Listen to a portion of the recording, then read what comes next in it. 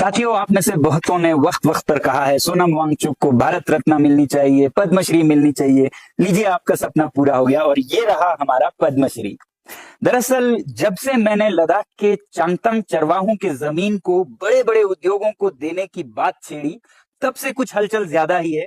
लद्दाख में एक नए लेफ्टिनेंट गवर्नर भेजे गए जो कि आते ही खौफ और हिरासा, डर का माहौल पैदा कर रहे हैं। चर्चाएं यह भी हैं कि मुझ पर कोई एफआईआर है, वो भी देशद्रोह पर, सेडिशन। लगता है इस देश में कुछ कंपनियों को देश के बराबर का दर्जा मिलता है, उनके खिलाफ कहो तो देशद्रोह हो जाता है, वरना देशद्रोह और हम पर बात कुछ हजम नहीं हुई। चलिए देखते हैं यहाँ हमारे पद्मश्री में क्या कहा गया है। ये है हमारे हयाल विद्यालय के बारे में।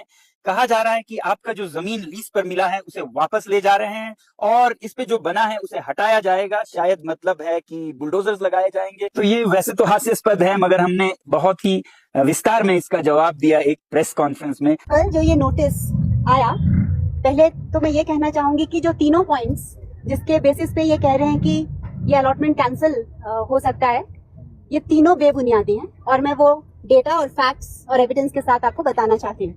पहला पॉइंट ये है कि the land allotted has not been used for the purpose for which it was allotted, as no university has been set up.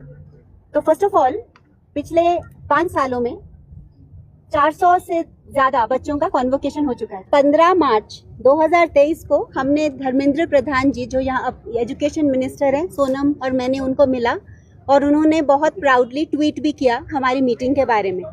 लेकिन 5 नवंबर 2024 को जब मैं धर्मेंद्र प्रधान जी को दोबारा मिली तो विदाउट मिंसिंग एनी वर्ड्स उन्होंने ये कहा कि आप ओडिशा से हैं और हम आपसे बहुत प्राउड हैं, लेकिन हमारे लिए गीतांजलि, हयाल और सोनम वांगचुक सेम है और जब तक सोनम वांगचुक 6 शेड्यूल के लिए फाइट करते रहेंगे तब तक आपकी फाइल होल्ड पे रहेगी। तो खुद यूजीसी ने और मिनिस्ट्री ऑफ एजुकेशन ने हमारे यूनिवर्सिटी की फाइल को होल्ड पे रखा है, जो कि 3 साल से पेंडिंग है। तो और अभी इस लेटर में कह रहे हैं कि आप यूनिवर्सिटी नहीं बने हो। फिर दूसरा पॉइंट उन्होंने ये उठाया है कि कोई भी लीज एग्रीमेंट अभी तक साइन नहीं हुआ और 1 साल में लीज एग्रीमेंट नहीं साइन होने पर ये रिवोक हो सकता है। तो मैं ये बताना चाहूंगी कि 5 मई 2018 को ये अलॉटमेंट हमें हुआ था और उसके 15 दिन बाद ही 20 मई 2018 को मैंने उनको लेटर लिखा कि इसको लीज डीड पे कन्वर्ट कर दीजिए, पर तभी उन्होंने ये कदम नहीं उठाया।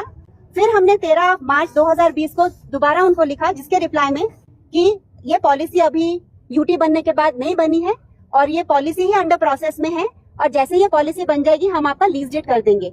और फिर यूटी बनने के बाद 13 फरवरी 2021 को हमने फिर से लेटर लिखा और 19/2/2021 में उनकी तरफ से लेटर आया। उन्होंने ये कहा कि आप कंस्ट्रक्शन एक्टिविटीज भी कर सकते हैं इस पे। और लास्ट लेटर जो हमने 27 जुलाई 2023 को उनको लिखी, उसका आज तक ना रिप्लाई आया है और ना उनकी तरफ से कुछ इनिशिएटिव हुआ है कि लीज एग्रीमेंट साइन करने के लिए। तो बार बार लीज एग्रीमेंट साइन करने के लिए हम उनसे अपील्स कर रहे हैं, लेटर लिख रहे हैं, वहां से वो जवाब नहीं दे रहे हैं और अचानक फिर कल कहते हैं आपने लीज एग्रीमेंट नहीं किया इसलिए वापस लिया जाएगा। तो आप समझ सकते हैं इसमें मंशा क्या है, नीयत क्या है। चलिए देखते हैं होता क्या है। हम इंतजार कर रहे हैं, शायद कोई बुलडोजर्स आएंगे और तोड़फोड़ करेंगे। हम देखेंगे, देश देखेगा कि एक विद्यालय जो बनता सालों में है वो बिगड़ता कितनी जल्दी है। जुड़े रहिएगा, स्टे ट्यून्ड, चूले और जय हिंद।